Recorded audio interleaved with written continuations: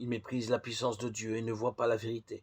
Ceux qui arrêtent leur regard sur la faiblesse de la chair et ne considèrent pas la puissance de celui qui la ressuscite d'entre les morts. Hébreux 11, 19.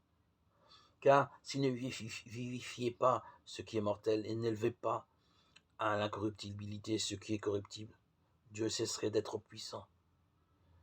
Mais qu'il ait la puissance de réaliser tout cela, notre origine doit nous le faire comprendre, puisque c'est en prenant du limon de la terre que Dieu a modelé l'homme. Pourtant, lui donner l'être, le créer animal, vivant et doué de raison, quand rien n'existait, ni os, ni nerf, ni aucun des autres éléments qui constituent l'organisme humain. C'était bien autrement difficile et incroyable que de le reconstituer une fois dissous dans la terre.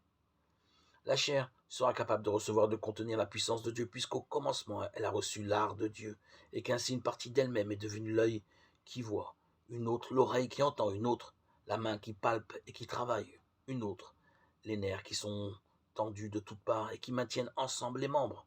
Et que sais-je encore? Car il est impossible d'énumérer tous les éléments constituant l'organisme humain, qui n'a pas été fait sans la profonde sagesse de Dieu. Or, ce qui participe à l'art et à la sagesse de Dieu participe aussi à sa puissance. La chair n'est donc pas exclue de l'art de la sagesse et de la puissance de Dieu, mais la puissance de Dieu qui procure la vie se déploie dans la faiblesse.